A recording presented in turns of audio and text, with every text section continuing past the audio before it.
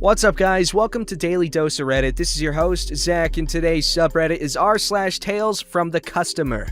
Alright, this story's called Bad Warranty Repair Policy Catches Up with Large Online Conglomerate. A few years back, I bought a slightly discounted end-of-season ski jacket from a retailer who had a store in the big online conglomerate. Okay, so we're dealing with three vendors here: conglomerate, giant online store, retailer, distributor with online store through the conglomerate, in addition to their own separate online store, and manufacturer, who also has an online store but is mostly a supplier to the larger stores. It's also important to note that the manufacturer has a lifetime warranty on things like zippers. I loved that jacket and had to wait 9 months to wear it, but after I wore it twice, one of the 6 zippers, lots of pockets, broke. I reached out to the manufacturer, super awesome ski apparel that starts with O, who said that because I had purchased it through the retailer, I needed to use their return service to request a repair, but they would be glad to repair it. The retailer said that because it was their store through the conglomerate and not their regular online store, I needed to contact the conglomerate.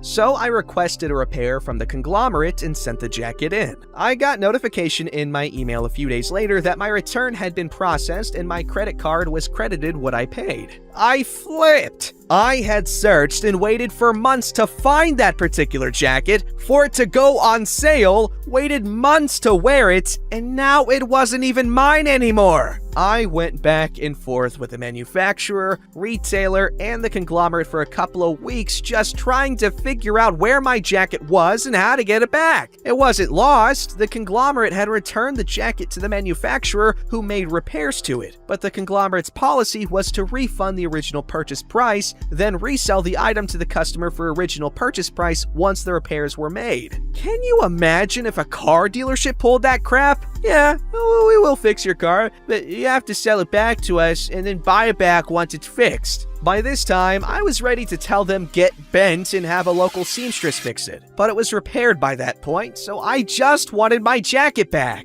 Angry but calm, I explained that I understand how retail and returns work, and that I was absolutely not paying what I had originally paid for a jacket that was now last year's model, and had been damaged and repaired, if for nothing else, for the inconvenience of asking the manufacturer to honor a warranty. Perhaps it was in new condition when I bought it, but since it didn't belong to me anymore due to their policies, it wouldn't make sense for them to charge me new price for a jacket that was last year's model and had been damaged and repaired. I reminded them they wouldn't be able to legally sell it as new to anyone else, and would end up putting it on their outlet store at a deep discount anyway, and that they had a guaranteed purchaser in me. Also, since they had not only sold me a defective jacket, but their return for repair policy was absolute nonsense and caused me a great deal of inconvenience and distress. I told them I would pay fair market value for last year's model of a damaged and repaired jacket of equal value at the time it was new, or they could put it in the outlet store and find a buyer now. I even looked around their outlet store and quoted them a price I thought was reasonable based on similarly priced jackets, something like 50% off for previous year's new models. If they had just sent it in for repair and returned it, I would have been thrilled and been none the wiser, but now they were adding insult to injury. They actually ended up knocking about 20% more off of what I asked, bringing the repurchase price to about 30% of what I originally paid. I wasn't nasty. I was persistent and I stuck to my guns, but I was nice about it. I was very surprised that I asked for something and ended up with more than I had asked. I'm not gonna lie, that sounds like absolutely horrible. I'm pretty sure you picked it up by now, but one of my freaking greatest it's just displeasures in life is dealing with customer service. I hate you if you're customer service. I know you're just doing your job. I know you have nothing to do with my problems, okay? But you're a jerk and I don't like you. I'm kidding. I'm nice to customer service people. But I do get pissed off at companies and I don't like talking to customer service people. I just hate it. So for this guy to have gotten done what he had gotten done in this story, is pretty badass in my eyes.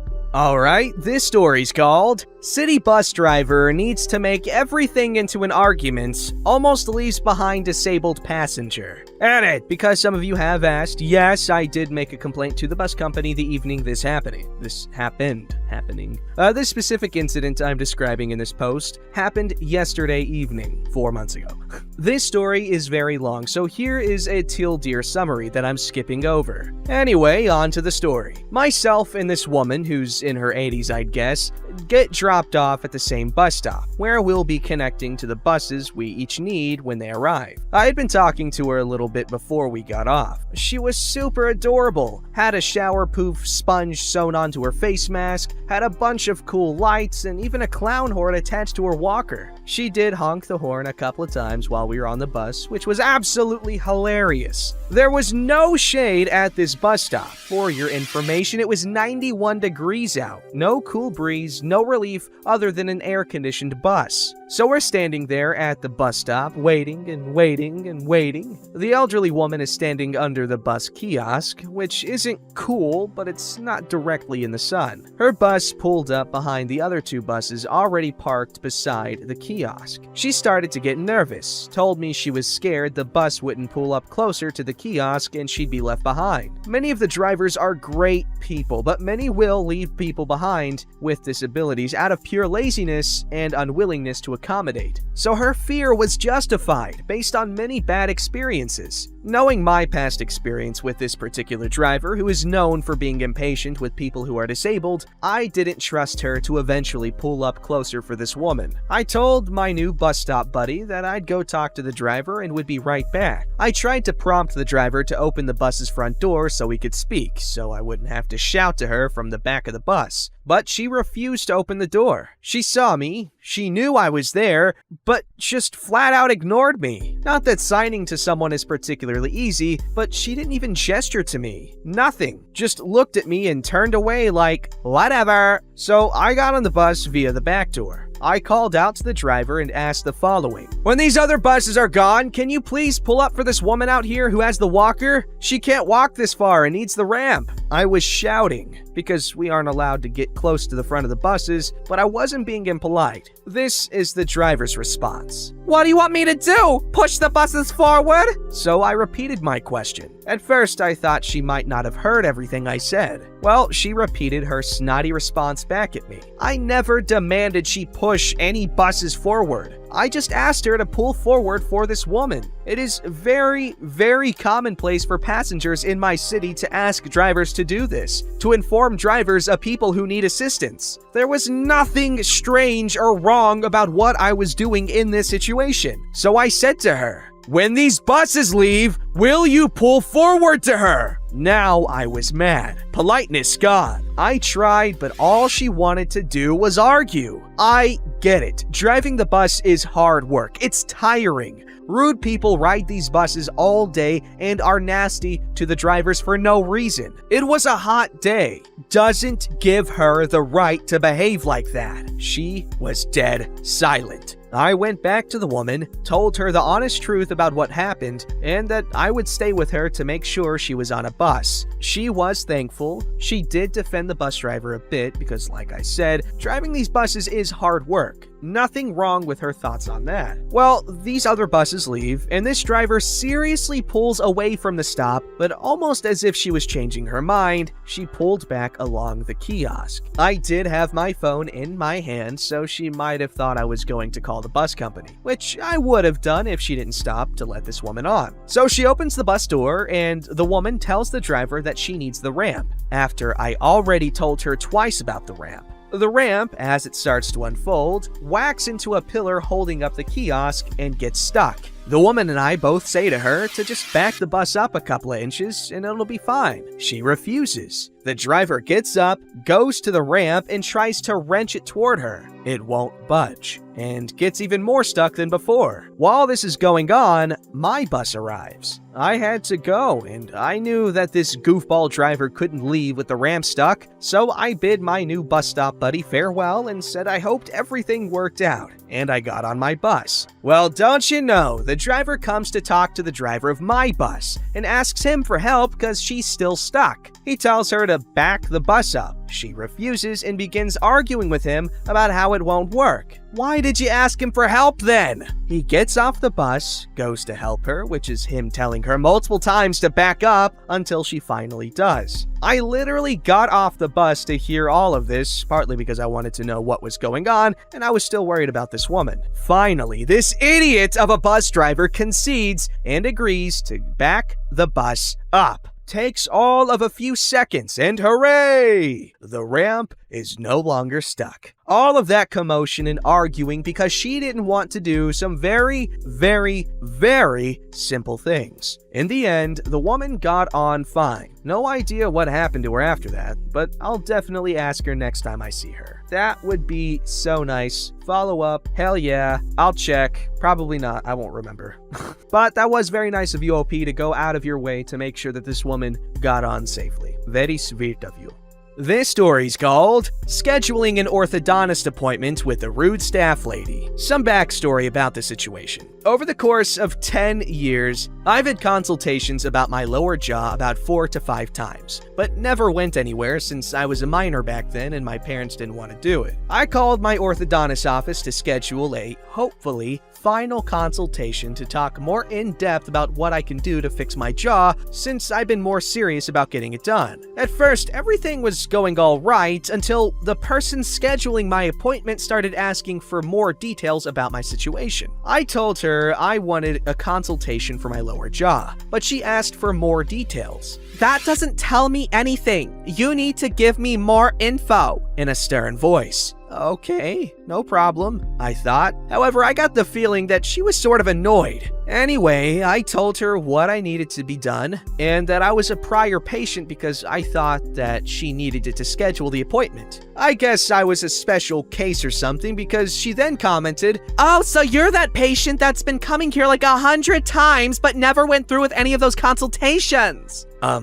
Okay, I guess I stuck out to every single one of those staff, that they somehow remembered me out of all patients that they have. I just laughed it off, since maybe she was just trying to joke around, but I realized that she was kind of rude as she started asking more questions. Are you finally going to get that surgery or what? I'd like to ask him about it in more detail since it's been a while. Find out whether it can be covered by insurance and if it got worse. Ish inserts comment about how this has been the same thing since 2009. At that point, I stopped laughing at the stuff she was saying because I wasn't feeling her personality at all. She asked me more info about insurance, and when we finally got to the dentist information, I told her that I forgot the person who gave me a brace consultation. Still a dentist, but not my usual one. Still works at the same office, but was recently employed. Yes, I know I'm a dum-dum, so this might have been on me, but told her where they worked at.